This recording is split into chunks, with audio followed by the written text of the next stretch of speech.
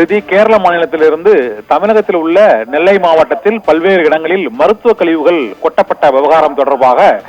என்ன நடவடிக்கை இதுவரை எடுக்கப்பட்டிருக்கிறது என்று தென்மண்டல பசுமை தீர்ப்பாயம் தாமாகவே முன்வந்து சுவமோட்டோ முறையில் எடுத்த வழக்கில் பல்வேறு கேள்விகளை எழுப்பியிருக்கிறது. இந்த கேள்வியில் கேரள மாசு கட்டுப்பாட்டு வாரியம் தரப்பில் அறிக்கை தாக்கல் செய்யப்பட்டும் இதுவரை அந்த மருத்துவ கழிவுகளை கொட்டுவதற்கான ஒப்பந்தத்தை செய்த ரிசார்ட் நிறுவனம் மீது என்ன நடவடிக்கை எடுக்கப்பட்டிருக்கிறது என்ற கேள்வியையும் தென்மண்டல பசுமை தீர்ப்பாயம் எழுப்பியிருக்கிறது. கழிவுகள் கொட்டப்பட்ட இடங்களை கேரள மாநில உயரதிகாரிகள்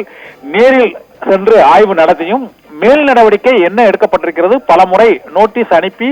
உத்தரவிட்டும் மருத்துவ கழிவுகள் ஒரு மாநிலத்திலிருந்து மற்றொரு மாநிலத்தில் எதற்காக கொட்டப்படுகிறது என்ற விளக்கத்தை அளிக்க வேண்டும் என்றும் தென்மண்டல தேசிய பசுமை தீர்ப்பாயம் கேள்வி எழுப்பியிருக்கிறது. கேரள மாநிலத்தில் உள்ள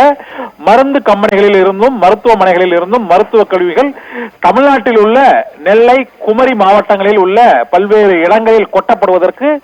என்ன காரணம், அதை இங்கே கொட்டுவதற்கு யாருக்கு ஒப்பந்தம், யார் அளித்தார்கள், அங்கு ஏற்பட்ட சுகாதார சுற்றுச்சூழல் சீர்கேட்டுக்கு யார் பொறுப்பு மற்றும் அந்த மருத்துவ கழிவுகளை தமிழகத்தில் கொட்டுவதற்காக ஒப்பந்தம் பெற்ற ரிசார்ட் நிறுவனத்தின் மீது எடுத்த நடவடிக்கை என்ன என்பது தொடர்பாக ஜனவரி 20க்குள், இந்த மாதம் 20ஆம் தேதிக்குள் கேரள மாநில அரசு பதிலளிக்க வேண்டும் என்று தென்மண்டல பசுமை தீர்ப்பாயம் உத்தரவிட்டிருக்கிறது. மருத்துவ கழிவுகள் கொட்டப்படும் விவகாரத்தில் கண்டும் காணாத போக்கு நிலவுவதற்கு என்ன காரணம் என்றும் அதனால் பாதிக்கப்பட்ட மக்களுக்கு என்ன நிவாரண உதவிகள் கொடுக்கப்பட்டிருக்கிறது என்றும் அந்த பகுதியில் உள்ள மருத்துவ கழிவுகளை அகற்றுவதற்கு மற்றும் அழிப்பதற்கு எடுத்த நடவடிக்கைகள் என்ன